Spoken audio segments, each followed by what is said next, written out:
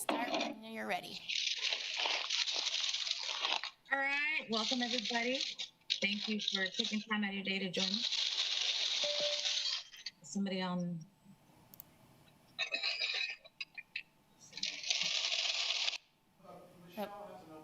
Okay.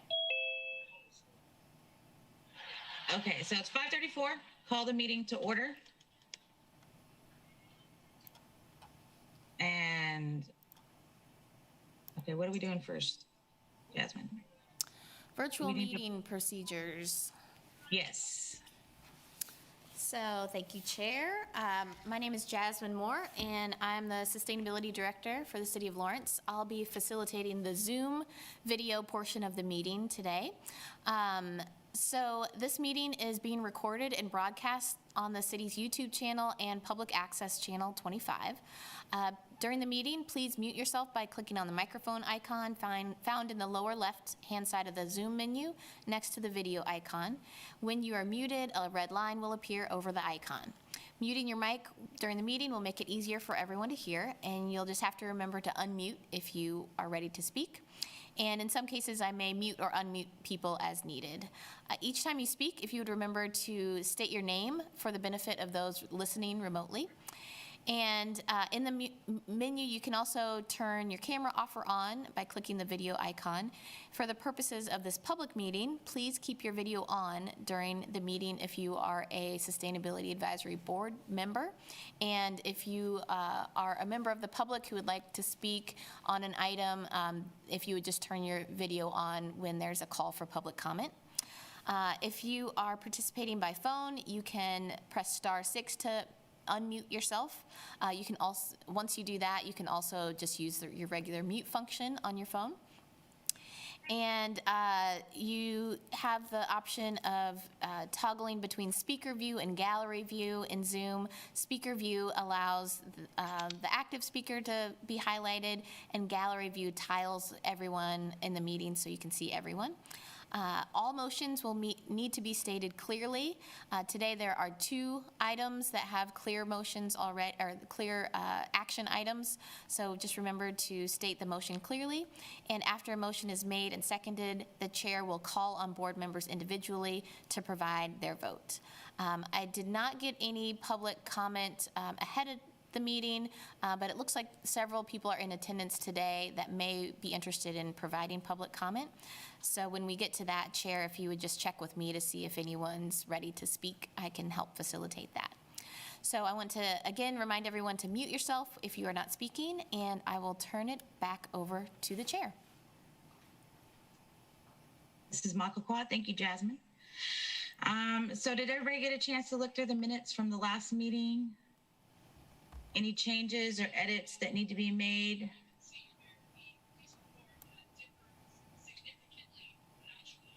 Any comment? Any public comment? Okay, so we'll need a motion to approve the minutes from the last meeting. This is Jackie Carrol. I move to approve the minutes from the last meeting. Okay, Jackie, you put a motion. Kate Johnson, I second it. Okay, second. Any discussion?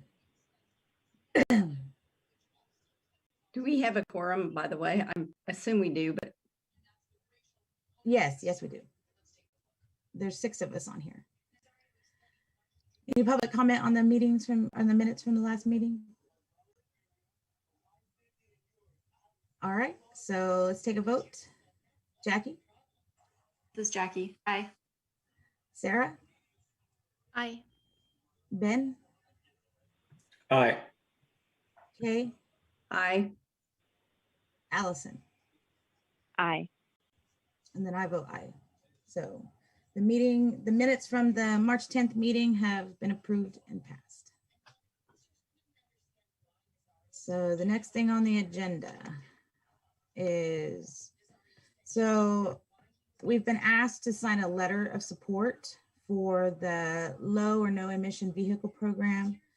And it's a grant application to the Federal Transit Administration for battery electric buses with the Center of Transportation and the Environment, 501c3. we had been asked to sign a letter of support prior to April 6th. We had asked to. Hello? Hey, we can hear you. There was a little bit of echo, but I think we're good now. Okay, so we had been asked to sign a letter of support before April 6th. However, we hadn't had our meeting yet. And so I let them know that we would bring it up at the meeting. And it's so we're sending it in late, and it needs to be submitted by, I want to say the 15th or 16th for the grant. And it's just to help show support. Jasmine can speak on it from the sustainability department aspect. So do you want to explain it a little bit more, Jasmine? Actually, I'll turn it over to Felice, who is from Transit, and she can speak more about it. Hi, everybody. I'm Felice, the Transit Planner 2 with Lawrence Transit. Just a little bit about the 2021 Low or No Emission Vehicle Program grant.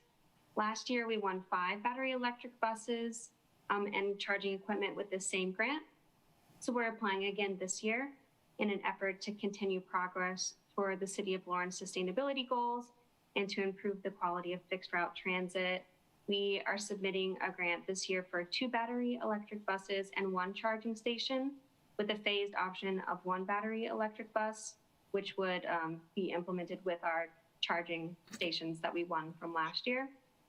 And you read out our partners earlier. This grant would allow Lawrence Transit to continue implementing its vehicle replacement program, which ensures buses are replaced once they have reached the end of their useful life, and would allow continued progress toward the City of Lawrence sustainability goals. And let me know if you have any questions. Is that a matching grant? Yes. And so one of the questions was, how can a letter of support benefit from the Sustainability Advisory Board? And I do believe you received a letter of support from Jasmine and the Sustainability Office. Yes, we did, and also from the City Commission. So we've gotten that support, and we're looking forward to partnering with this group in the future, as well as with our ETAC group, the transportation group. So we're just looking to introduce this to you all at the very least, and to see what you thought. Does anybody have any questions for Felice? So I see that it's not in the current budget, and it's like about $700,000. So does that seem to be acceptable, or there replacements of existing equipment, or will it be new equipment? I might ask my colleague Adam Weigel to speak to that a little bit. Yeah, sure. Adam Weigel, I'm the Transit and Parking Manager for the City of Lawrence and with Lawrence Transit. So that's a good question. The buses will arrive in 2023. So we are budgeting for them, but they don't actually hit our budget books for a couple of years just because of the nature of procurement.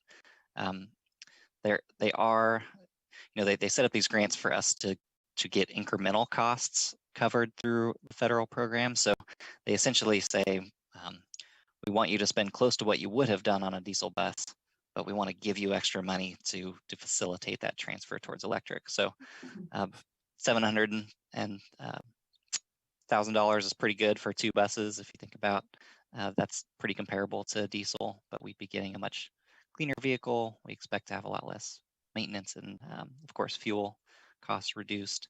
So that's kind of how the cost shakes out and where it lands in the budget. Cool. And emission reductions. Of course. This has been, I just don't know enough context. I mean, not in question of support, but how many buses do we have, and how many of the ones that we got grants for last time have been able to go into the replacement program so far? Sure. So Adam Weigel, Transit and Parking Manager. We have around 25 fixed route vehicles. There are around 21 out in service at our peak service times. So the 5 that we won from last year's grant will be arriving about a year from now. So they'll go into service in 2022. So it just takes a while for that grant award to actually end up with service on the street. But our vehicle replacement program essentially has us laid out to purchase between 1 or 2 buses every year in order to spread out our purchases. Us getting the 5 caught us up to a certain degree. We still have some catch up to do, but the plan going forward would hopefully get us to a place where we're seeking replacement of about 2 a year and hopefully getting grant support for that.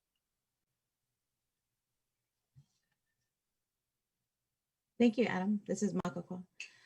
Jasmine, did you want to add anything before we put it to a vote? This is Jasmine. Nothing else to add. Okay, so if anybody has a motion to write a letter of support for this. I'll make that motion. Any second? I'll second. Kay Johnson. Okay, any discussion? Makoko, this is Jasmine. I just wanted to check and see if there was any public comment on this item. If anybody has public comment, if you could turn your camera on.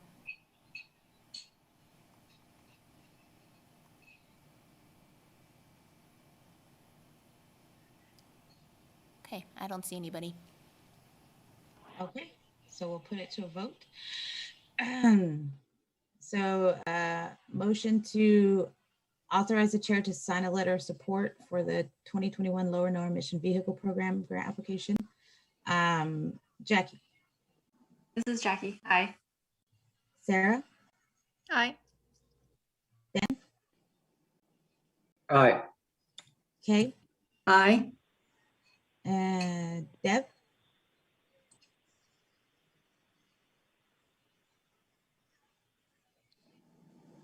Deb, we can't hear you, but it looks like you're saying aye. Give us a thumbs up if that's Yeah, correct. thumbs up for aye. Okay. Okay. And then Kira. Yeah, aye. Okay. And I believe that's everybody. And I vote aye as well. So, Allison votes aye. Okay, Allison. Aye. Yeah. Sorry, I'm not. It's hard. Can't see That's me. fine. I'm here. So it looks like it passed. So I will get with Jasmine and we'll write that letter up. Thank you so much, Felice, for the information. Okay, so the next thing on our agenda.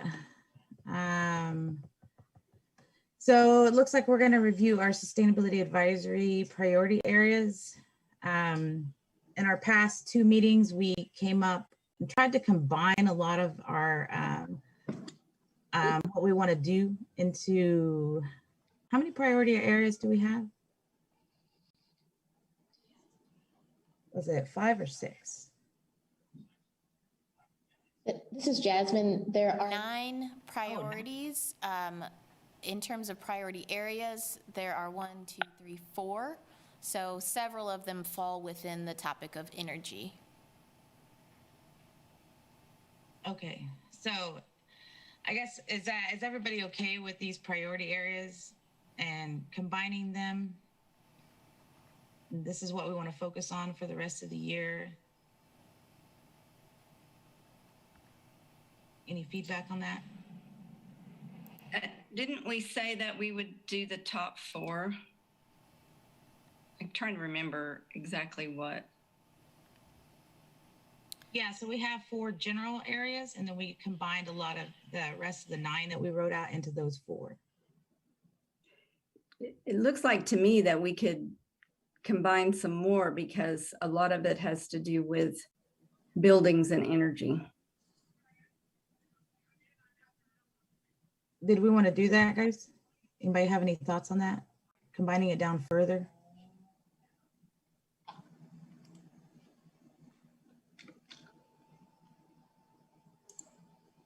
This has been my memory of the discussion for having the, Kay, I'm not sure if this is what you're talking about, but the weatherization different than the other stuff was that it was more like direct, practical, ready to go stuff. And some of the other energy stuff was more Long-term. broad long-term, but that was just my It doesn't necessarily mean they can't be combined. That was my memory of why they were separated. And it seems there's that weatherization program that's separate.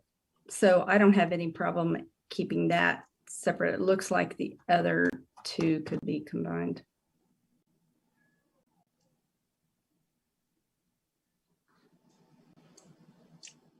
I can't remember the reasons why we separated those, and I know there was a discussion about it. Do we have that in the meeting minutes? This is Jasmine. So now that we're doing action-oriented minutes, the discussion is not captured. Other than in the video record. So it's not reflected in the text minutes. Okay. Hi, everybody. This is Sarah, board member. I guess my thought on it is that there are some things that could be combined, but it seems like if people are interested in any of those individual ones, the options just kind of give people room to find something that they're interested in. So I'm okay with moving forward with these. I wasn't at the last meeting, but I think that they're great priorities. I think my issue is if we're going to try to do subcommittees, then we want to try to limit the number of subcommittees so that we don't have 9 subcommittees.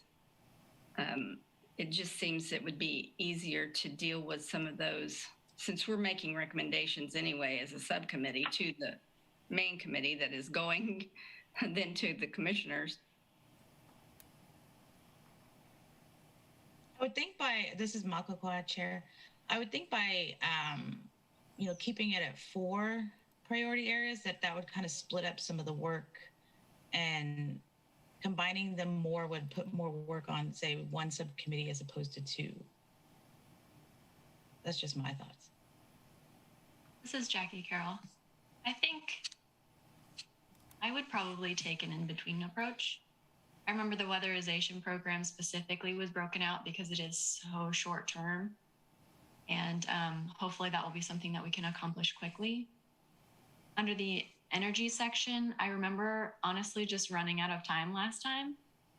And I do think there are a couple that could be easily combined, like moving city provided resources like transportation and other municipal services toward clean energy includes free and public transportation. So those could be combined, and that would make sense to me. And then the 2 that are about buildings, energy conservation code and visibly promoting energy efficient buildings and infrastructure, those seem very closely related as well. And so that might get us a little bit closer to our end goal of total number. I like that idea, Jackie. That's fine. Thanks. This is Makakwa, Chair. So would that bring us down to like 2 priority areas then, or 3? This is Ben Sykes. I was just going to say that from the last time and from other people, I think that we have pretty clear about the noxious weeds and that one being separate, right? So that one's going to be, I think, a priority area that's not going to be combined. At least that's how I That's what I remember interpreted too. it. Would it make some sense? This is Deborah Ford. Can you hear me this time? Yes. Great. It might make some sense to go through the list and see who's interested in what topics, and then that might help us narrow it down or combine some things.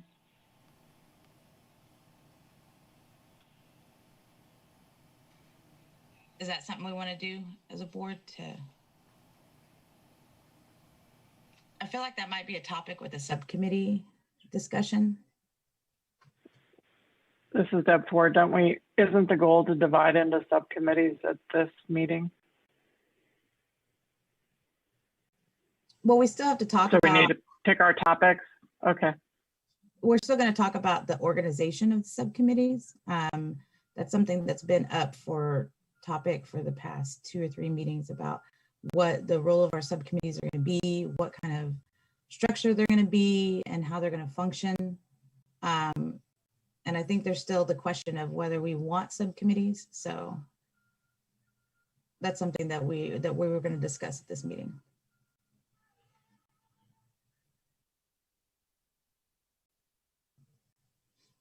but it sounds like, this is Mako Chair. It sounds like that a lot of people's in favor of combining our priority areas. So however we can do that, how do we see that? And then, and how does that look? What does our new priorities look like after that?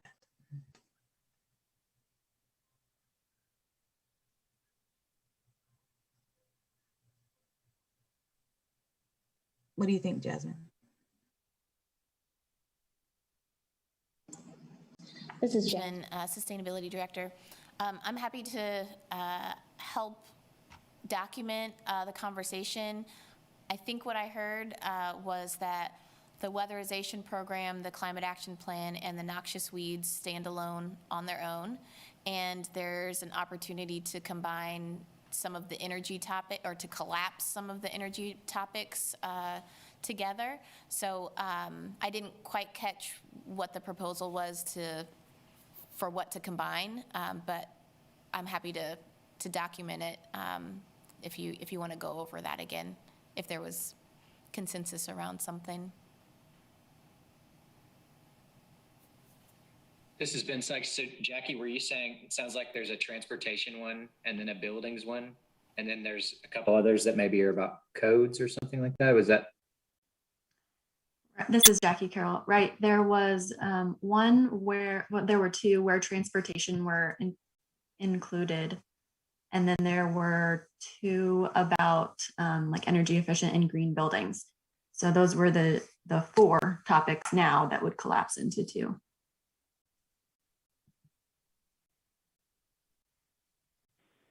And I think that makes. And this is, go ahead, Deb. I was going to say the same thing. I think those two make sense to collapse together. This is Jackie Carrol. That would take us down from 9 overall topics to 7. This is Mako Kwan. That makes sense. So we're not duplicating our work between, if we decide to have subcommittees, then we don't want, two different groups working on the same thing. So it makes sense.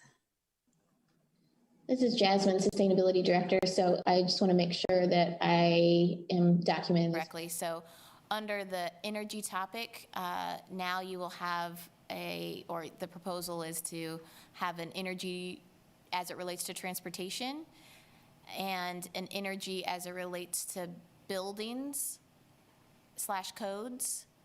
And then the one that I was wondering about is the affordable non-monopoly energy option. Is that a standalone as well?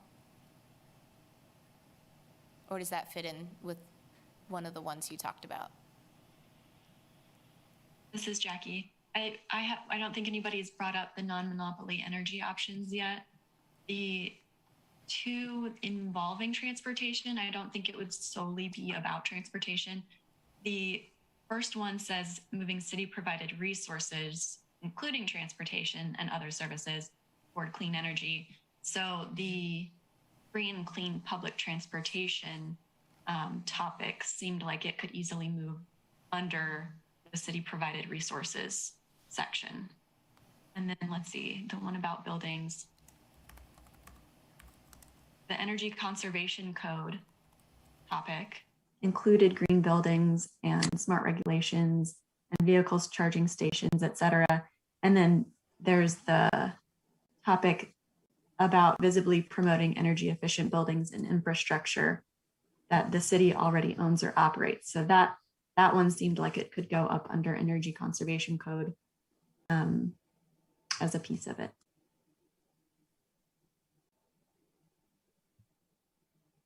I don't really recall what the affordable, I don't know what that one is. This is Jackie. I can talk about that a little bit. I initially suggested it.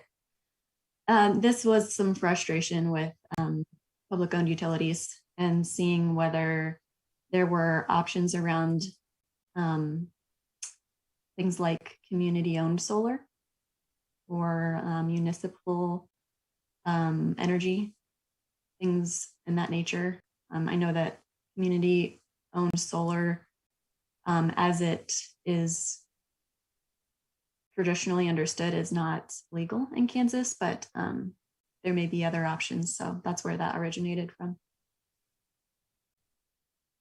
Yeah, until the state laws change, we're not gonna move that. That doesn't mean we can't work on that as a goal to try to get the state to change that, but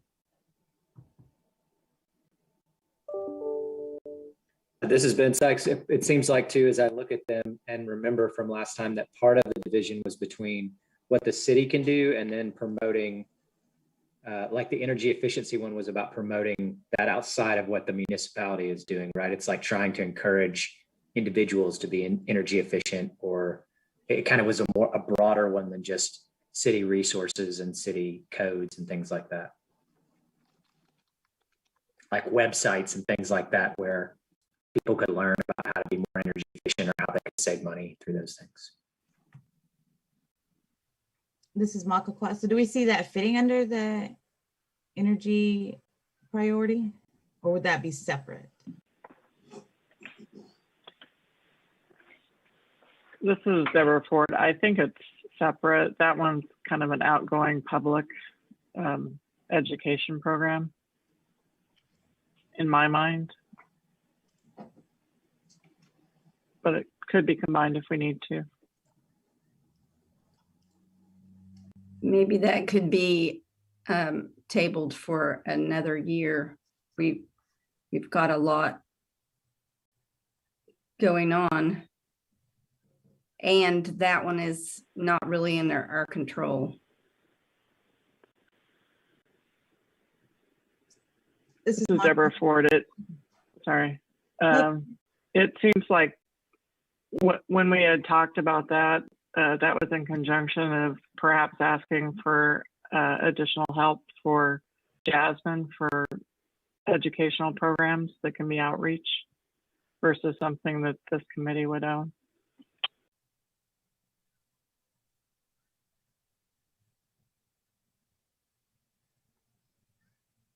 Jasmine, is this something that we need to vote on? Jasmine, Sustainability Director. If you are making changes to the priorities you set, then that would require a vote. So if you want to consolidate or collapse things or table things, remember you also had a section where you talked about things you need to learn more about.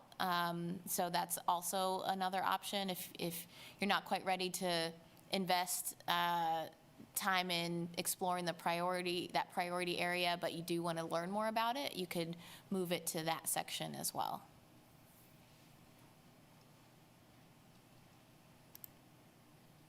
So with that, it sounds like that's something that we do want to learn more about and maybe not necessarily have as a priority for this year. And we'll list it as that, as more education for the board. So then that leaves us with 3 priority areas.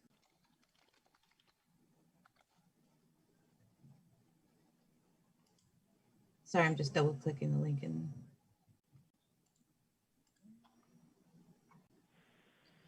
I think that, this is Deborah Ford, I think that leaves us with more than that. We have weatherization, climate action plan, noxious weeds. We have the combined city-provided resources, which has the transportation 2 items in it. We have the building, which is energy conservation code. And then we still have the affordable non-monopoly energy options, which we may want to table, since that's more of a state issue for our conversation. And we were going to potentially table for further information the educational part of energy efficiency.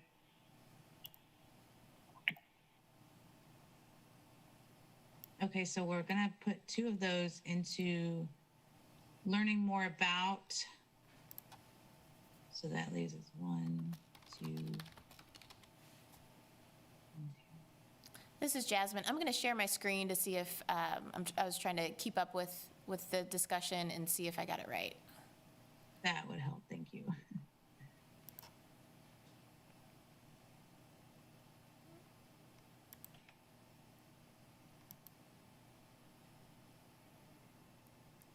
Okay, so so I have here the weatherization program, the climate action plan, noxious weed ordinance, and then for energy, I just added the moving city-provided resources toward clean energy, and I added on the including free and clean public transportation. And then the second energy category is related to the Energy Conservation Code, energy efficiency programs, and visibly promote energy efficient buildings. And then for the tabling and learning more, the affordable non-monopoly energy options. I like that. I think that the energy one with the buildings, there's plenty of things that we can promote through your office, Jasmine, or however we want to do it about energy efficient buildings and things people can do. So I think those three going into the energy conservation code and green buildings and energy efficiency, those all fit together to me. And this is Michael Kwok. Maybe we could be a little bit more specific instead of just having two energy ones. Maybe energy efficiency and then Transportation. Yeah, energy and transportation, or just transportation.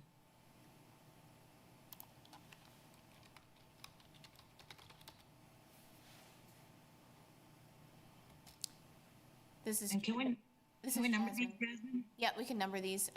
Did you want transportation energy or just transportation, or? I think transportation or clean transportation or something, you know, I mean. This is Jackie. I'm not sure who originally suggested the city provided resources one.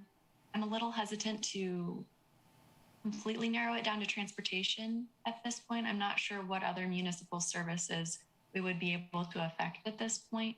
But it was originally suggested as transportation and other municipal services. So I'm not sure how broad that could be. And I would just be hesitant to narrow it down that far without knowing what the person's original intent was.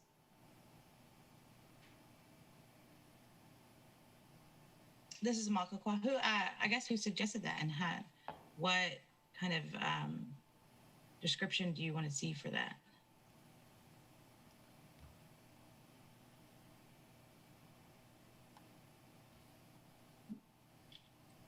Maybe we can just call it transportation and other municipal services. Well, you could just limit it to transportation and deal with other services later. I guess I just see that one as, you know, again, city, this is Ben Sykes, sorry, city controlled energy efficiency, right? Like with transportation being the, I guess, the tip of the spear or the place where we're doing the work. The second part is more about not, well, the visibly promote is still more of a cheerleading outward facing thing, as Deb said, I think, right? Like the energy efficiency. So I don't know if that can be a dividing line for 4 and 5, as one is energy efficiency for the city and the other is energy efficiency in codes and education or something. Not sure if that muddies the water, sorry. This is Michael Kwok. I would agree with that. Energy efficiency for city services, and then energy efficiency. What did you say? For sorry. What did I say? That was interesting. I think all the building information needs to go in 5. In codes. Okay, in codes.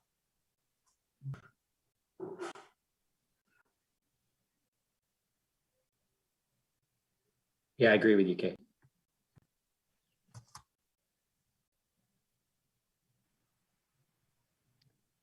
This is Jasmine's sustainability director. So I just want to check in with language for 4. Now we have clean energy and energy efficiency for city operations, which is defined as moving city-provided resources, including transportation and other municipal services, towards clean energy, including free and clean public transportation. And then the final one is energy efficiency in codes, which includes energy conservation code, energy efficiency programs, tips, resources, and then this visibly promote energy efficient buildings and infrastructure that the city owns or operates. That could move up to the clean energy and energy efficiency for city operations under this new category. Does that seem like that fits? This is Jackie. That makes sense to me. It's kind of a tricky one because it is more of a marketing task, but I think it fits there better now. I thought that the energy efficiency programs, tips, resources for citizens was one of the tabled topics for learning about more. This is Jasmine. I can move it down. I may have missed that.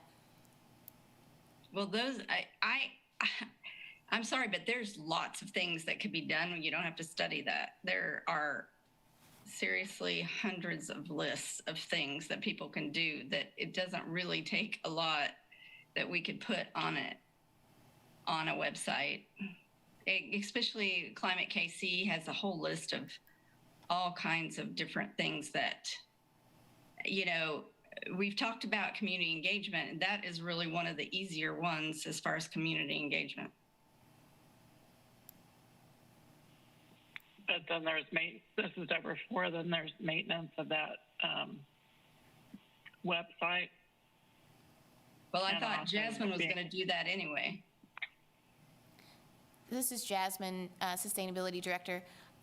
That does seem more like, anytime you're getting into programs, that's more of a staff function. So that could be something that is, you know, you'd like staff to work on. And to Kay's point, it can easily become a part of the climate action plan information that's going to be discussed. Yeah, I don't really care exactly where it fits. It's just that it seems to me that's one of the easier parts that we could, you know, that could be done quickly. And it fits very well in the climate action plan. This is Makakwa. I would support putting it under learn more, and then as we learn more about it, we can incorporate it into other priority areas.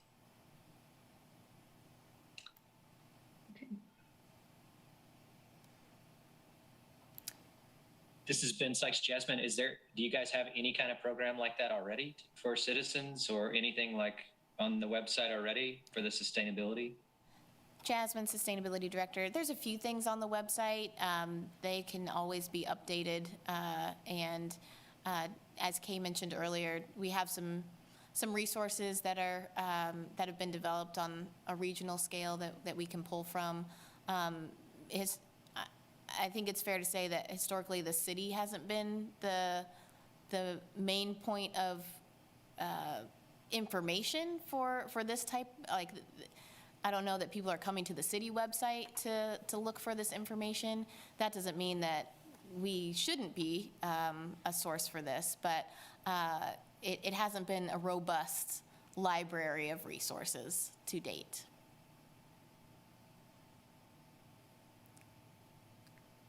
So it seems like that would fit under learn more about, and then as we learn more about it, we can list those resources on the website for other people as well.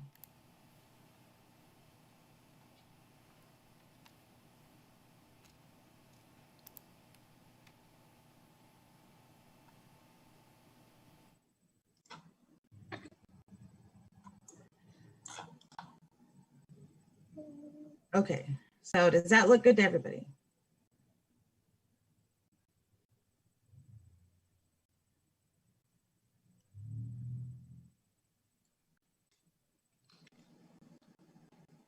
Sounds like everybody's okay with it. Did you have any more suggestions, Jasmine, before we put it to a vote? This is Jasmine. Sustainability Director. Just a reminder to check for public comment on this with this change. any public comment on these priority areas for the Sustainability Advisory Board?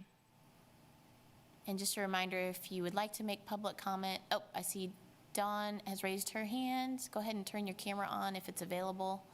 And if anybody else would like to make comment, raise your hand in Zoom or turn your camera on. So it looks like Dawn's ready. Some notes. I'm trying to find my notes.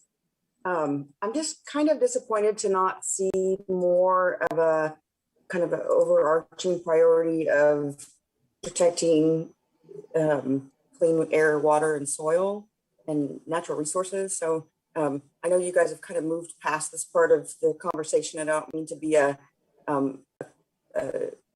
cog in the machine, but it seems like maybe the noxious weeds could be put under an overarching topic like, healthy environment or protection of natural resources and healthy environment, because, they're ongoing and future threats to our clean air and water and soil. And I think that, that's the core of being of sustainability.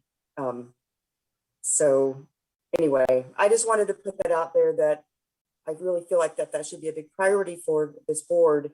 And I believe wholeheartedly in the efforts to participate in the noxious weed conversation that needs to happen. And there are other groups that are kind of bringing the conversation to the fore with that. But anyway, that's all I wanted to say. This is Makokwa, and that's something that we are part of the discussion of the climate action plan. And that's something that we feel like is definitely at the forefront of the climate action plan as well. And we can, as we dive into these priority areas, then we can specify that out. Does that make sense?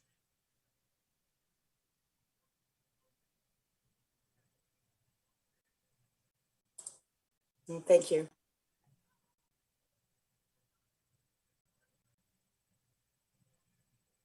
And, let me know, Kay, what you thought, because I know we've talked about this under the climate action plan, and it would be, the climate action plan covers a lot of stuff.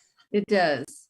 And that definitely would, air and water are in that, as well as, weather related emergencies and things like that. So there's lots of things in the climate action plan. But yes, John, to address your concerns, it is the concern of the climate change subcommittee, and it will be addressed under climate action plan. This is Jasmine, Sustainability Director. Michael Allman has his hand raised. I'd like to make additional comment. Hi, yeah, this is Michael Allman. Thank you for the opportunity to comment. And I like the kind of priorities you're working out here, but on the weed issue, just a caution that I don't want you to be limiting your scope too much by calling it a noxious weed ordinance, because the city ordinance is actually just called a weed ordinance. And there's, noxious is only one of the ways that they define a weed. They also have a huge list of specific species that they call weeds, and they refer to woody vines and brush and uncultivated plants, which basically is native plants. They call those weeds. So it's more than just noxious weeds. They also have a condition in the urban agricultural ordinance that may or may not have bearing on here, that growing something at the corner of an intersection is prohibited, and you can't have things over, I think it's 2 feet. In the weed ordinance, there's a limit of 12 inches. So I would just suggest referring to this item as the Lawrence Weed Ordinance, which is how they refer to it. Chapter 18, section 8, article 3 is just weeds. So just for a clarification, and you know, it would not limit you just to that section of the ordinance that refers to noxious weeds. Okay, thanks. This is Makakwa, and thank you so much for that information. Yeah, I think we should change the wording of that. And we did talk about looking at the county ordinance as well as the state ordinance. And so maybe we should just, you know, make it plural ordinances. I mean, we're only going to be revising one, but yeah, we revise weed ordinances. Ordinances, is that a word? I think we only have the ability to deal with the city's ordinance. So yeah, weeds ordinance is not, I mean, I think that's good right there.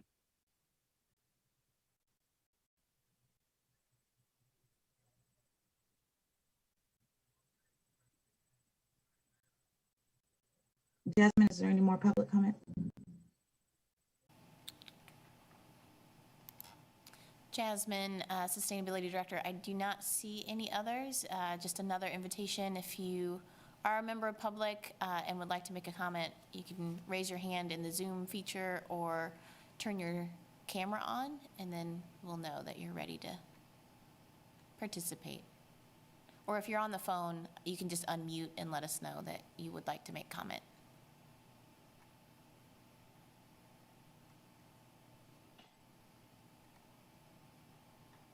This is Ben Sykes. Can I just ask a quick question then about the weed stuff? So the county doesn't have its own, it has a noxious weeds supervisor, right? But that's basically set on the state standards. There's not, the county doesn't have their own standards outside of what the state sets. Is that right? The city, we're talking about the city's weed ordinance, but then the county has some level of enforcement on the weed ordinance, but that's set at the state level, right? The county doesn't make any their own. County could. It just depends on how that county ordinance is written. Okay. This is Jasmine, Sustainability Director. This was a topic that was discussed at the County Commission earlier this month. So I don't have right off the top of my head all the information, but I can share that with this board, what that conversation was at the county level.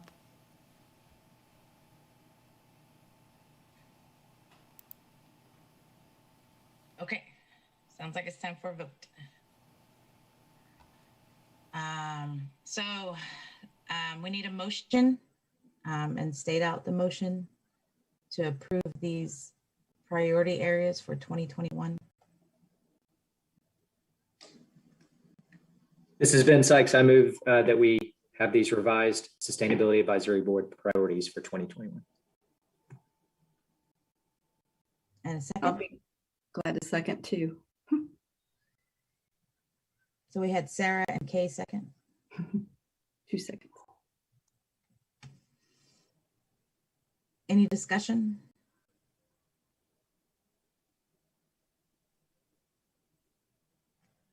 Okay, so Jackie? This is Jackie. Aye. Sarah? Aye. Ben? Aye. Kay? Aye. Deb? Aye. Kira? Aye. And Allison? Aye. And I vote aye as well. So the motion passes unanimously. These are our priority areas for 2021. Okay. So let's go back to the agenda.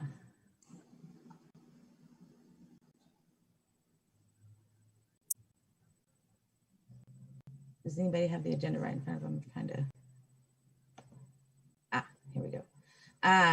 Okay. So coordination with other advisory boards. Jasmine, you want to let us know? Yeah, Jasmine Moore, Sustainability Director. Actually, Makokwa, you skipped 3. So 3 is about deciding subcommittee structure to advance the goals or priorities. Yeah, so we have been talking about whether we want to continue the current subcommittee structure or whether we want to restructure it. How effective are the subcommittees? And thinking in terms of, whether we can combine some subcommittees, whether we want a subcommittee for each priority area. Jasmine had mentioned, and she maybe will talk about this more, about having the subcommittees, the SAB members be kind of the leaders of the subcommittee, but involve, it would be up to the leaders of the subcommittee to involve community participation. And that would lessen some of the work of the subcommittee. So instead of just SAB members being the subcommittee structure, that we would reach out to community members who care about these things and divvy up the work that way. And then it would be up to the SAB board members to report back to SAB about that. And that sounds like, that sounds like an effective way to me of keeping the same structure, but opening it up and doing more outreach for our subcommittees. Is there any other suggestions?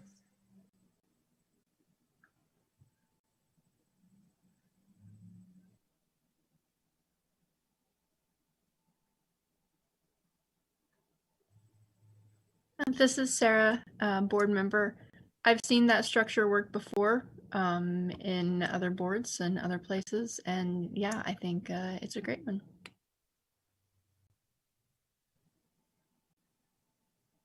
And this is Makokwa. We wouldn't necessarily have to have every subcommittee report out at every meeting, but as we're taking action as a subcommittee, then we can update the board on that so that we're not having, we're having super long meetings of reporting and then there's nothing to report.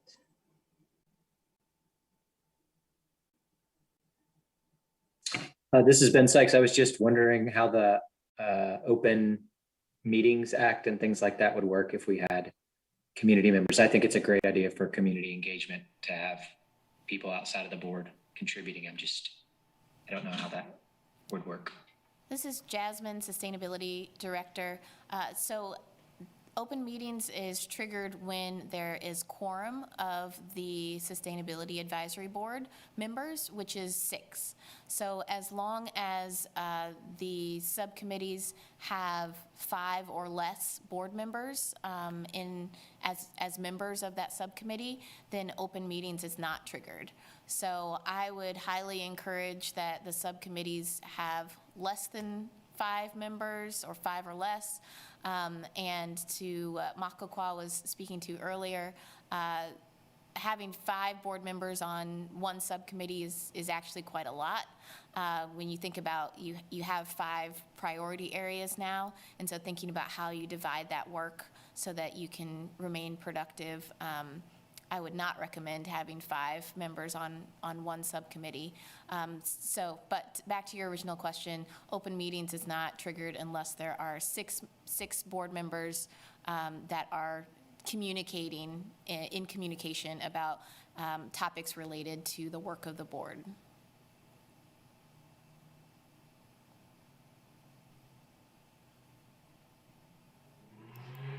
this is Makokwa. So it's not really a new structure. I think it's more of, a focus on community outreach. And I think it's a great way to take some of the work off of the board members and being solely responsible to the board members to do that. And it's great outreach for the board to gather more community voices, community work. Is this something we need to vote on, Jasmine? It is not. Jasmine Moore, Sustainability Director. This is not something you need to vote on. I would encourage you to take this time to identify who of the board members would like to be those champions for each of the priority areas so that you identify at least one point person for each of the areas. And then if you have the opportunity to talk more about expectations around, meeting schedule, if that's, monthly or, those types of things. And then how people who are interested in that topic can reach out to the point person.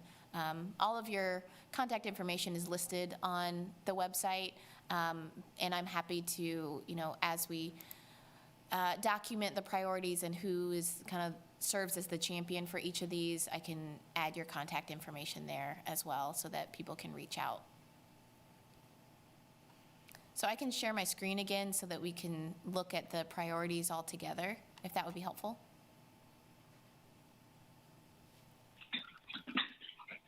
Yeah, let's do that, Jasmine.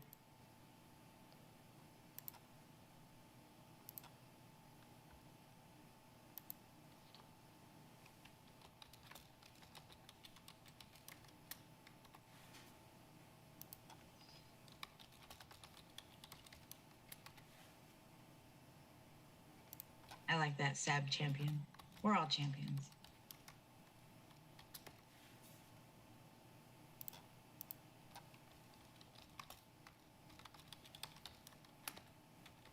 This is Jackie. I'm happy to kick off the first one. I'll take the weatherization program.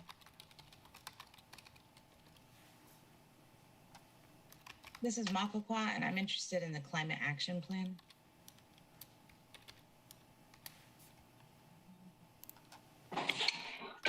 This has been just based on my interactions with others. I'm happy to help champion the weeds ordinance.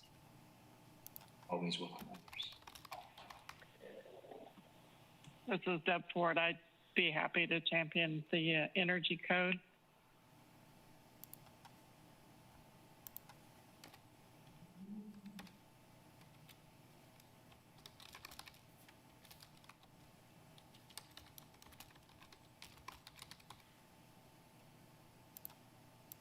This is Sarah Chenoweth, board member.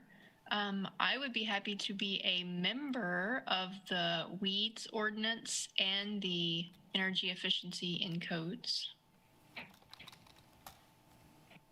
I'll be glad to champion number 4.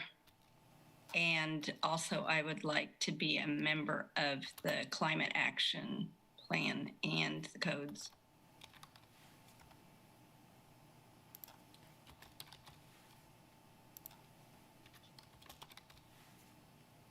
This is Sarah Chenoweth again, a board member. I was really interested, it wasn't my idea to begin with, but really interested in the affordable non-monopoly energy options. I guess I might volunteer, since all the championships are taken, to maybe be someone who tries to find out more information about that. And Sarah, I'll be glad to help you because I'm involved in a lot of different programs at the state. This is Jackie. I would be happy to participate in that conversation too. We can have our own little committee meeting. This has been Sykes. I'd be happy to contribute as a member to the weatherization program. And I was also, I think one of the things we talked about researching was land use and development with the county or something like that. That's something I'd be interested in, helping be a learner about trying to gather resources as I go. I think that was from the last stuff we had. I can't remember where those are. This is Makokwa, and I'd be willing to, and under the more information part, the energy efficiency, I've been recently asked to, or I've been nominated for the Citizens Utility Ratepayer Board. And so I think I'm going to be learning about that anyways. So I can definitely share that information with the board as I learn more. And I'll be working with some of the energy groups in the city on that.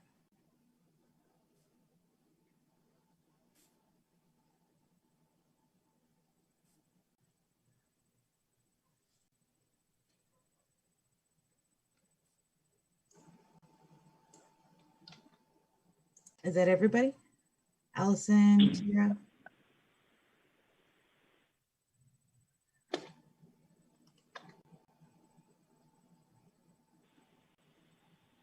This is Allison Kuntz. I am on the phone, so it's hard for me to see, and I'm trying to recall from what everyone said. So I will look at the minutes and then send Jasmine the ones that I would be excited to help with.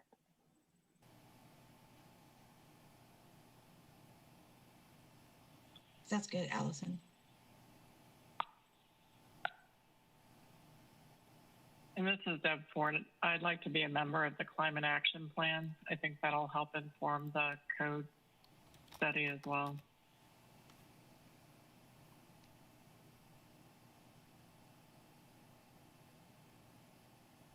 Kira, did you want to think about it more, or did you want to? Yeah, this is Kira. I would like to do the weeds and the climate action plan, please.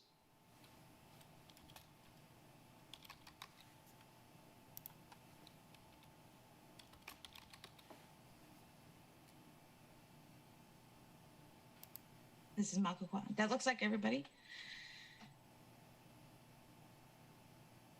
Great. We have some members that aren't here. Makokwa. Sorry, this is Ben Sykes. Okay. Can we put this to them, the members that weren't able to make it, to see if they want to contribute, I guess? We can do that, right, Jasmine? Jasmine Moore, Sustainability Director. Yes, again, this is not something you have to vote on, so this is something that we can just send out, and for those who weren't able to attend, they can just indicate their interest at a later time. So like number 4, it's just me. So I would encourage anybody that wants to join me on that one to add their name to that. And Allison, just for your reference, number 4 is the clean energy and energy efficiency for city operations.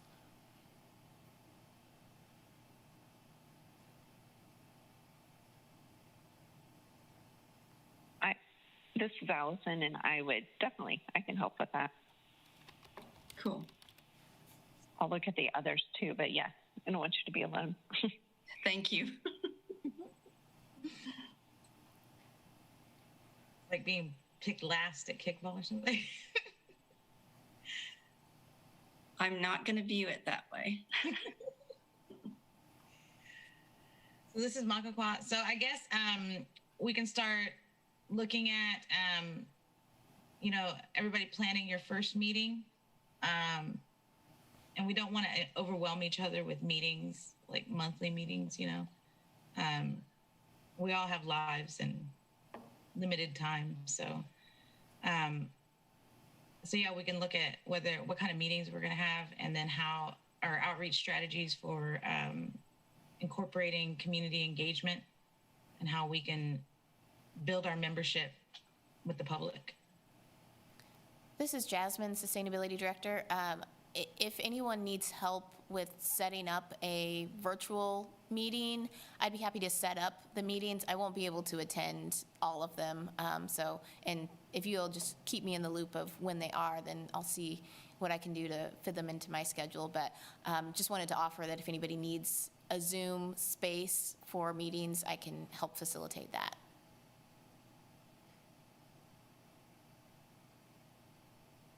Okay, so we can, I think that we could table that until the next meeting about our strategies for our subcommittees. Is that okay with everybody?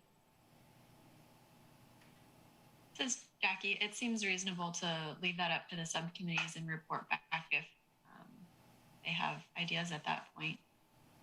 I don't know that every subcommittee would need to be consistent across SAB. This is Jasmine, Sustainability Director. And I think I shared this with the board. There's no formal structure for subcommittees throughout the city. And so you all have lots of flexibility for what that looks like and what works best for you. So for some subcommittees, it may be, lots of communication by email and getting together every once in a while. For others, it may be helpful to get in the same virtual room, or, go for a socially distant walk to talk through some issues. So I would just encourage you to think about what works best for you. And also, I also wanted to share, I included in the agenda a tool that this board has experimented with before in relation to structuring a way to make progress on your goals. And so it's called a 90-90 tool that helps you think about what progress you can make in the next 90 days, and then after 90 days reflecting back on the progress that you made. So wanted to offer this as a tool. It's definitely not a requirement, but it may be helpful in helping you make progress on those goals. This is Makukwa. Thank you so much, Jasmine. Yeah, we talked about that, I believe last year, and people thought that was an effective way of accomplishing goals, action items. Okay, so it looks like we have our subcommittees down.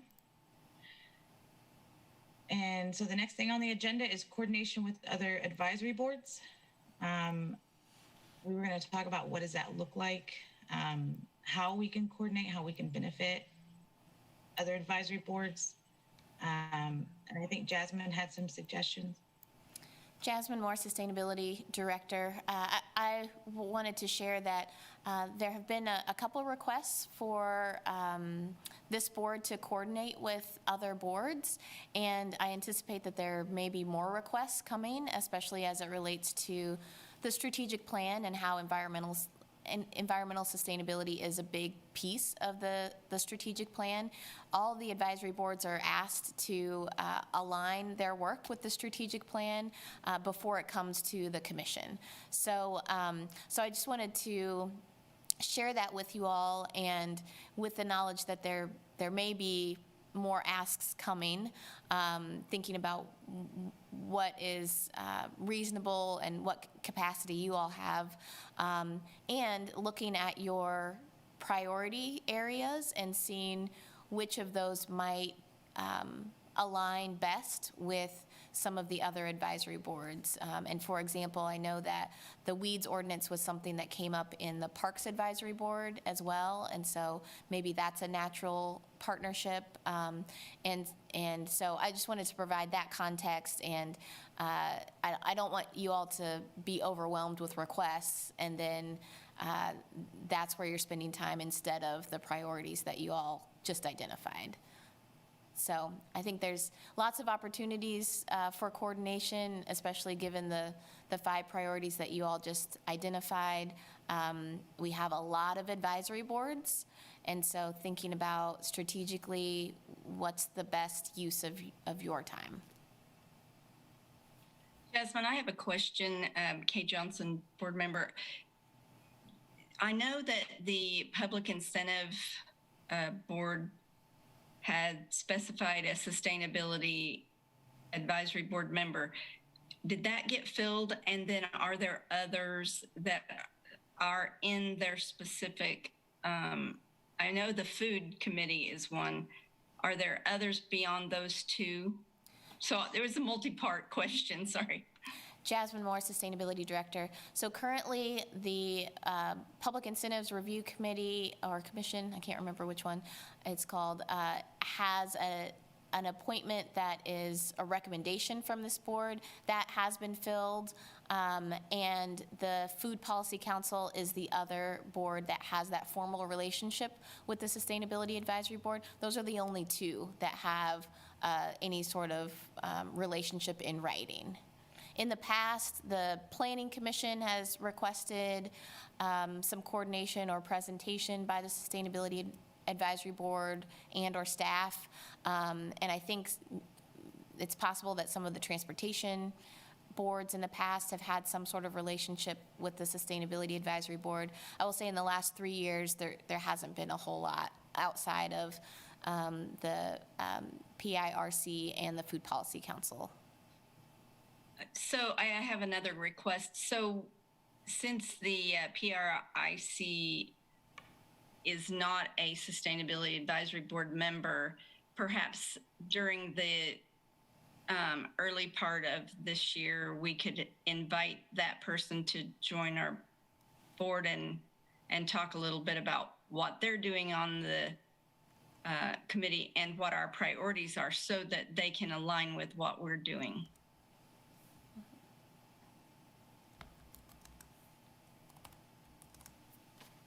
Jasmine Moore, Sustainability Director. Yeah, I think that sounds reasonable, and I would be happy to help facilitate that connection.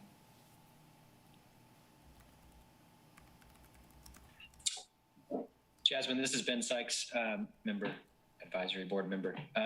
I was just curious if, when you know there are specific topics that align with our priorities that are in front of or of importance to other advisory boards, whether it might make sense to have them contribute at least to the subcommittees. It just struck me because you were saying that about the noxious weed ones. It seems likely that, or it would be valuable to have somebody from Parks perhaps be, if not a full member of the subcommittee that might be working on that for our board or the study committee, or at least have that communication line open. Jasmine Moore, Sustainability Director.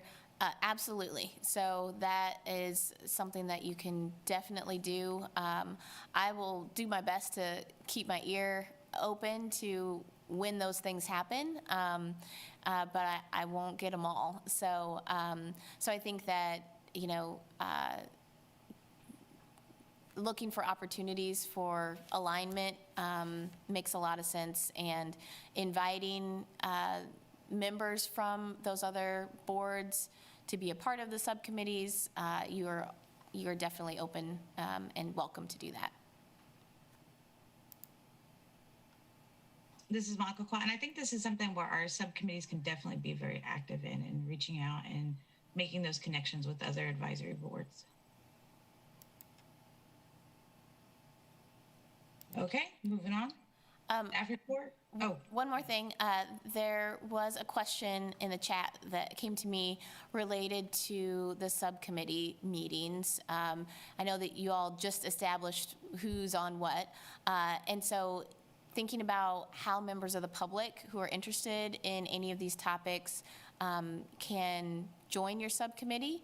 If for now you just want to include your contact information in the document that I'll put in the minutes related to those, or if you have another preference of how you would like to open that up for now, that would be helpful direction for those that are listening now who are ready to help.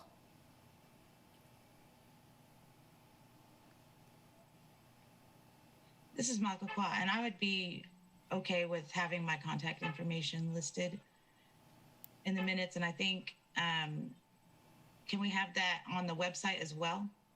Yes.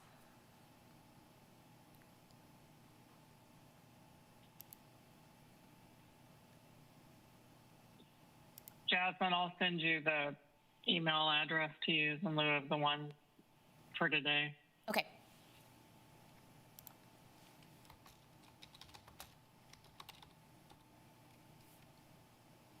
So this is Jasmine, Sustainability Director. So I'll just send an email out to board members and just ask you to send me your preferred communication. So whether that be phone, text, email, to include in this priority document. Is that okay? This is Makakwa. Yeah, that sounds perfect, Jasmine. And I was going through the website, and I know that there's, all of our names are listed for the Sustainability Advisory Board, and I noticed that there was an about section. So maybe if we all put in like a brief bio so that people can feel like they get to know us or our background. This is Jasmine, Sustainability Director. I can work with our communications folks on just making sure that we can do that, but I don't see why we couldn't.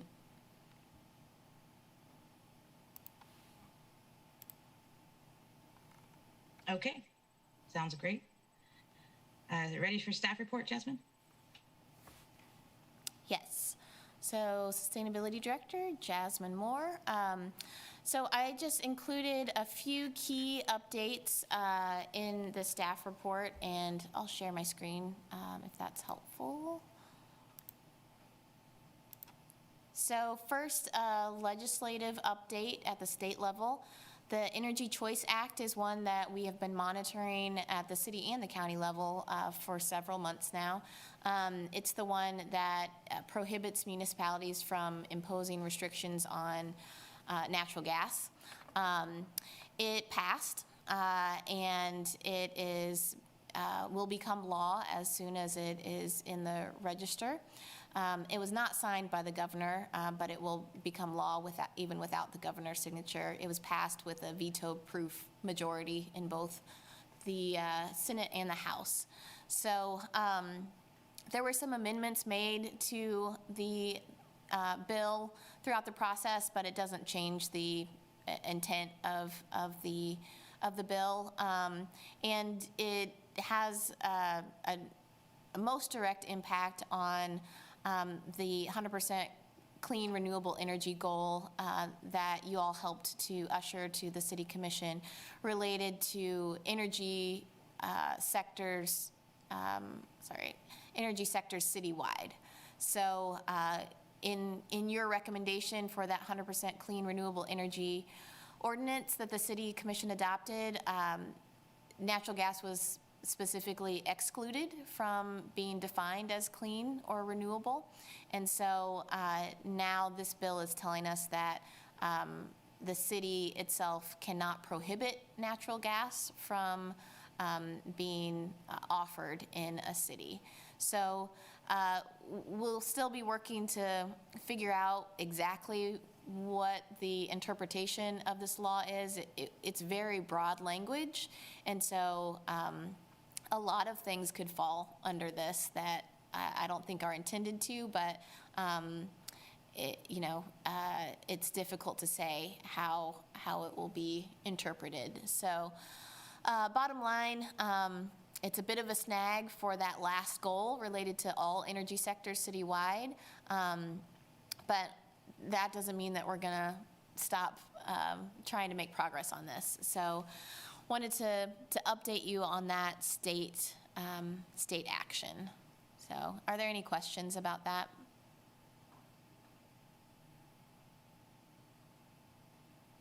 Okay. The next update. Sorry, Jasmine, I have a question. Yeah. So are you suggesting that we wouldn't have to reword the ordinance, or would it, you said we didn't specifically identify natural gas, so I guess how would that impact the ordinance specifically? So the current ordinance, it does list natural gas. It lists it as an energy source that's not clean or renewable. So that's the challenge, is that, through that ordinance, it's saying that by 2035, based on the current definition of what's included in that, natural gas is not in that picture, but the state law says that the city cannot prohibit natural gas from being a offered utility in a community. So we may have to look at. This is Kira. Does that mean if we were working on the climate action plan, we would be legally prohibited from saying that new developments couldn't have gas? Correct. That's my interpretation. So do we need to write a new thing then to prohibit it, or is it not even worth it? Like I said, this is Jasmine, Sustainability Director. This bill is very broad. The language is very broad. So there's probably a lot of things that could fall under things that are prohibited as it relates to natural gas and propane specifically. So those are the industries that were pushing for this bill. So that's who's being protected in this bill. So there are some things related to, people are talking about goals related to net zero emissions as another approach to, instead of 100% renewable, they're talking about net zero emissions, which the natural gas industry has indicated that they would like to partner to move forward in that direction. So I think it will require some evaluation of what is the city trying to accomplish, and are there other ways to accomplish that don't involve restricting the use of a certain type of energy.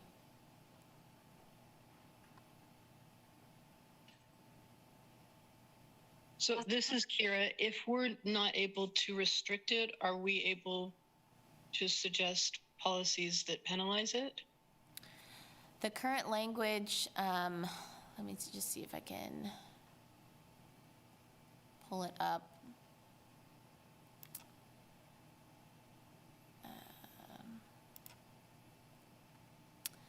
Says that a municipality shall not impose any ordinance, resolution, code, rule, provision, standard, permit, plan, or any other binding action that prohibits, discriminates against, restricts, limits, impairs, or has the effect thereof an consumer's use of a utility service. So that's where it's very broad. You could interpret a lot of things as restricting, limiting, or impairing, or has the effect of any of those. So that's where it's difficult to say, even, incentivizing a different type of energy use, that could potentially be interpreted as having the effect of limiting natural gas use by incentivizing a different type of use. So that's where it's really not clear. So basically, we can't bad talk natural gas or propane. Okay, thanks, guys. Jasmine, I have a question on that too. This is Jackie. Mm-hmm. Legally, since that was an ordinance, does the state law now nullify the entire ordinance or just that singular portion of the goal that refers to all energy sectors citywide? I'll have to check with our city attorney's office on that. This is pretty recent, a pretty recent development, so we haven't had a whole lot of chance to even talk about this internally yet. So I'll check with him. I don't think it nullifies the whole thing, but I'll double check on that. Okay, thank you.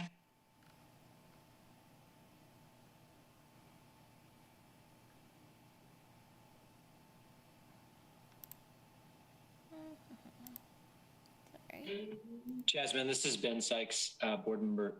There's no expectation of litigation surrounding this, is there? Either from the city or from other interested parties, like, I don't know, other people that wanted this not to pass? Jasmine Moore, Sustainability Director. I am not sure. Like I said, this is fairly recent, and so I haven't been in conversation with too many other people about the results of this yet.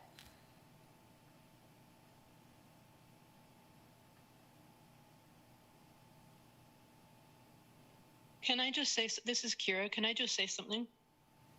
I know we all have lives. I know we all have burdens. I know everything is really kind of just straight up crappy right now, but it's really important when you sign up for a subcommittee that you actually intend to work on it and that you show up for meetings and that you respond to emails, because the opposition, like, they're really busy and they're really productive and they're actively doing stuff. We need to actively be doing stuff.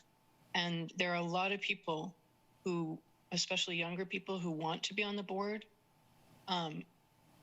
So I hope, like I said, I know things are really, really challenging right now. Trust me, nobody gets that more than me.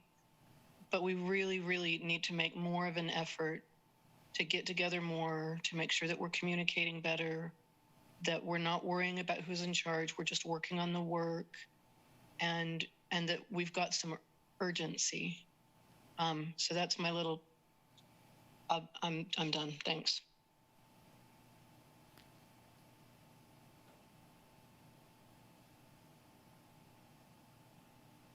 Thanks, Kira. Did anyone else have any other questions or discussion around the Energy Choice Act? Okay, I'll move on to strategic plan update. I've been talking about the strategic plan for over a year now and just wanted to continue to walk you down the path. I guess that was just last week, April 6th, the City Commission approved some key performance indicators for the strategic plan. And so if you'll recall, there are 5 outcome areas and 6 commitment areas related to the strategic plan. And now there's some more detail about what those mean by way of key performance indicators. So those are the data points that we will be measuring on a regular basis to see if we're making progress or not. So now that we have those key performance indicators, staff teams are working to develop strategies and actions to make progress on those key performance indicators and the overall outcome. So just to give you a reminder, within the 5 outcome areas, each of the 6 commitment areas, of which environmental sustainability is one of the commitments. Oh, Sarah, you're leaving. Okay. Did you have anything else you wanted to add? No, I really look forward to talking about our subcommittees and when we're going to meet and getting in on that. And thanks, everybody. I'm so sorry. Thanks, Sarah. So environmental sustainability is intended to be embedded in each of those 5 outcome areas. So that means that every outcome area that the city will be working on has to take into account and promote environmental sustainability. So this is one of the policy areas that you all identified last year and the year before, was integrating sustainability into policy decisions and everyday decisions, and this is how that is intended to happen. So I want to just elevate that this is another thing that you all worked on, that we are now at the point of it's happening, so that's something to celebrate. And this is something that not many other cities or communities across the country are doing. And so this is something to really be proud of. This is another area where it is an opportunity for you all and the general public that cares about this issue to help keep the city accountable to this commitment area of environmental sustainability. One, I ask for patience because this is all new, but also we need to be held accountable because this is what the City Commission and staff said. This is how we are making decisions these days. So we are coming up on budget season for 2022. And so again, environmental sustainability should be embedded in those budget requests. Everything that comes to the City Commission related to budget has to tie into the strategic plan in some way. If it doesn't tie into the strategic plan, then we have to question, is this something that the city should be spending time and resources on? So just keep your eyes open for those budget conversations that are coming soon, and more details related to those strategies and action steps to advance the strategic plan will also be coming to the commission soon. So yeah, I just wanted to highlight that because I am a champion for the strategic plan. And then the last 2 updates are related to events or celebrations. Earth Day, obviously we can't have our in-person Earth Day celebration this year again, so we are encouraging and highlighting ways for people to celebrate on their own time in solidarity with Earth Day. So we have some great events that are happening that community members have put forth that are available on our website, and we will be featuring on our Facebook page, and we're asking that people use the hashtag DGKS Earth Day to share how they are celebrating Earth Day, which is next week. So we have some proclamations scheduled for the City Commission and the County Commission next week as well. And then finally, the much anticipated electronic waste event is scheduled for June 5th. We had an overwhelming turnout last year because we didn't have the event for a couple years. So we are hoping to get on a more regular schedule for e-waste drop-off event. It's open to all Douglas County residents, and it will be in the same location as last time on the University of Kansas lot 301. So there's a link there with more information about what's accepted, but we are excited to be able to offer this event again this year. So those are the key updates that I wanted to share with you all this evening.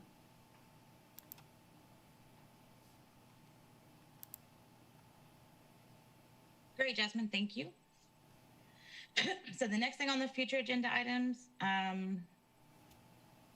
what does people have in mind for, what we need to start focusing on as soon as the next meeting? What are some action items that we can think about doing?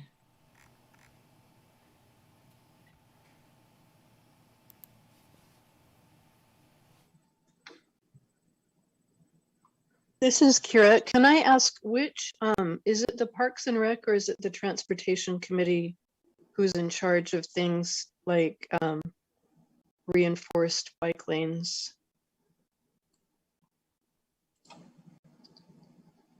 This is Jen, Sustainability Director. Bike lanes would be the Multimodal Transportation Commission, I believe would be the right board/commission that would be making recommendations related to that. There's also a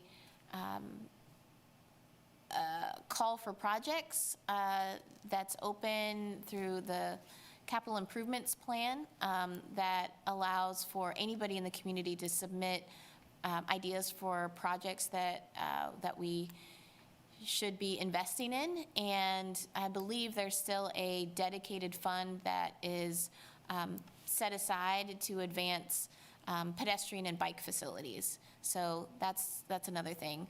I would also add, because this is something that came up last week, if there are topics that you all as individual members would like to learn more about in terms of like how the city works or who works on what, or a specific topic that you want to know more about, I'm happy to connect you with the staff that's working on those topics. So if it's not something that has risen to priority level that you all discussed tonight, and it didn't make it onto this list of future agenda items for this meeting, just reach out to me and I'm happy to connect you. So I know Kira reached out about recycling and she wanted to know more about plastic recycling and what that looks like in Lawrence and what the plan is for that. And so I'll be connecting her with staff related to that issue. But again, similar with protected bike lanes, I'm happy to connect you with staff to learn more about what's happening right now. This is Kira. What about free buses? I think all the buses should be free. So would that be under the capital program, or would that be, how would I go about that? So Jasmine Moore, Sustainability Director. So that is actually under one of your priority areas. So I think that subcommittee will be working on that. I think that the transit manager is open to that conversation, and there's a public transit advisory board. And so that might be another board to connect with, take a look at what their priorities are for the year. It's something that has been a part of conversation. So I will say it's not something that will be a radical new idea, that people have been talking about it already. So those are some resources, and if that subcommittee wants to learn more about it, happy to connect you with the transit staff that's working on it as well. Hey, Jess, Okay, cool. this is Kate again. Would you be able to make a report on the status of the two commission items that are currently in work in progress, I guess, the plastic bags and the solar ready? Mm-hmm. Yeah, I can add that to the agenda for next month, if that's okay. Okay? Sure. Okay.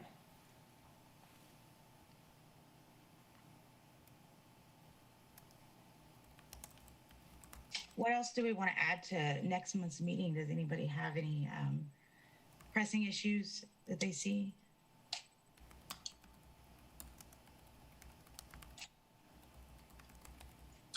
This is Ben Sykes, board member. I was just looking at the 90 and 90 that Jasmine had sent out, and it seems like some of those items would necessitate having the subcommittees formed and the personnel maybe that are of interest from the community that contact us or that we think would be good to have on those things. So maybe that can be one of the priorities we have is trying to figure out who we're going to bring into those subcommittees to start on the, what's achievable in 90 days.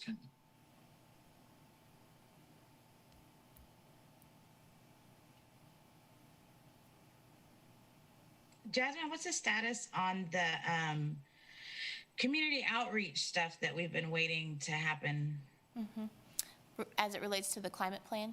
So yes. Okay. So Jasmine Moore, Sustainability Director. So we are working on it.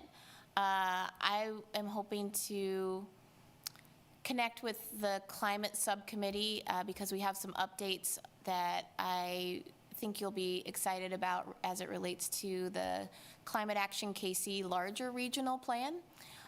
So we can get that meeting scheduled and get you all some updates on that.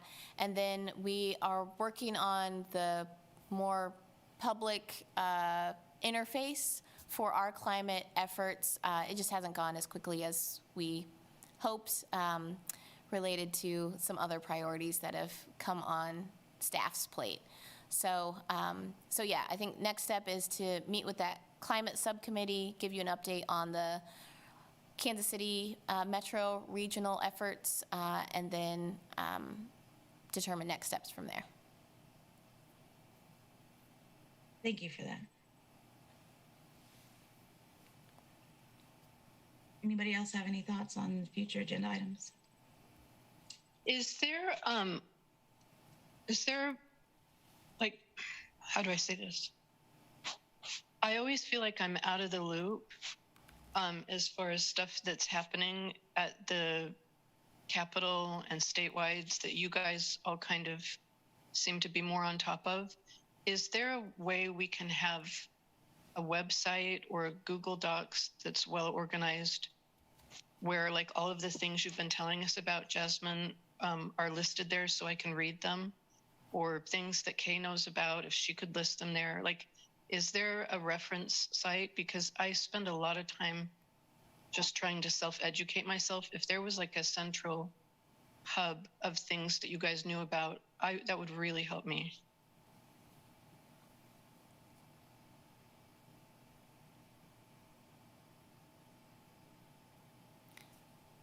This is Jasmine, Sustainability Director. We currently don't have a hub for that.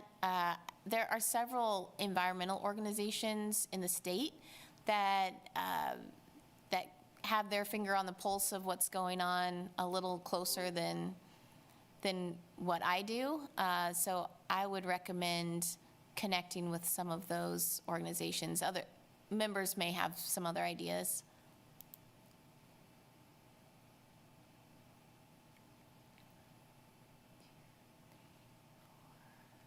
I think I agree with Jasmine. Identifying organizations as working on particular issues, they usually have legislative updates. I know the League of Women Voters puts out their legislative updates about what they're working on. And so identifying different issues and the organizations working on those issues. And I can talk to you about some of the organizations, especially climate organizations, Kira.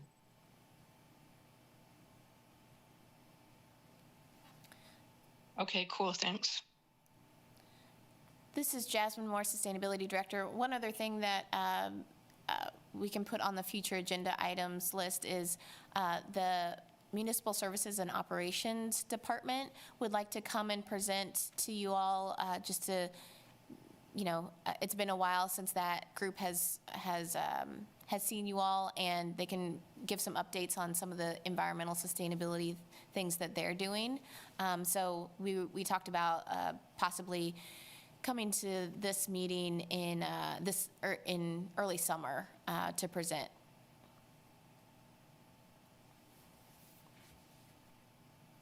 I did want to let the board know that I was invited to a stakeholder meeting for the, what's that?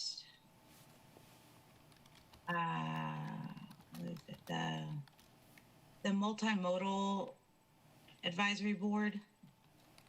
And so they kind of wanted a sustainability perspective on the transit facility project. And they gave the option of doing a sustainability presentation to be held on April 20th, which is a Tuesday at 1 o'clock. And then be a part of the city commission meeting later that evening. I kind of wanted to consult the board on that, how you feel about that. Is there anybody else who's more familiar with this that might want to go in my place, since you obviously are more knowledgeable about it? Otherwise, I don't have a problem joining that, doing a presentation. Let me know.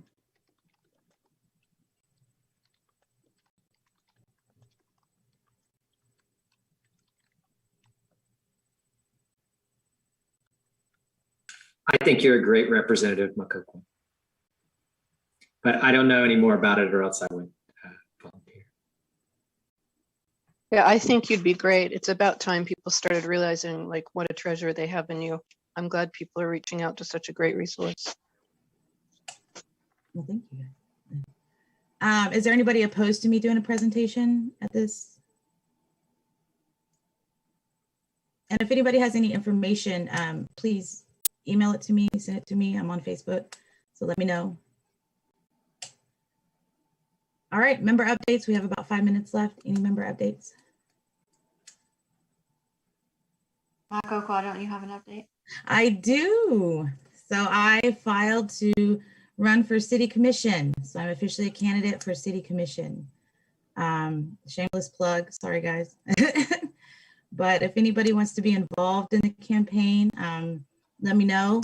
And even if you don't have campaign experience, let me know. We're all newbies in this. So yeah, and I would appreciate your support. I know the sustainability board can't support, but individually you guys can. So, and prayers, lots of prayers.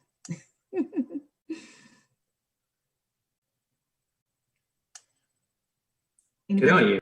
This has been Sykes. Good on you. I just had a question because we had priorities from last time or future agenda items. I was just curious, do those just carry over to like working with tribes and tribal communities and clean water and conservation practices? Those are all, I think, important things that we want to keep thinking about and talking about. I was just curious because I saw those in the agenda and I didn't know. We haven't had an opportunity to talk about them yet. So. And if that's something that I know the people working in these areas, so if we wanted to have a presentation about what tribes are doing, I could definitely set that up for a future meeting, and I'm sure they would love to come and talk with us about it.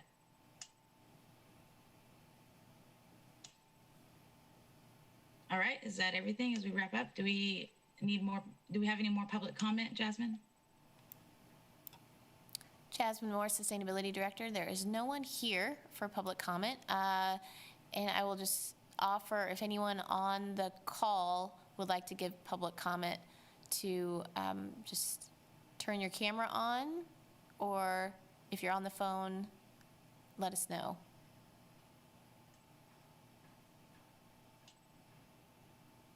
I do not see anyone. All right, well, 7:18, meeting's adjourned.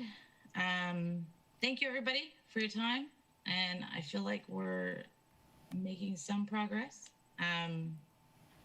So yeah, I look forward to seeing everybody next month. Bye, everybody.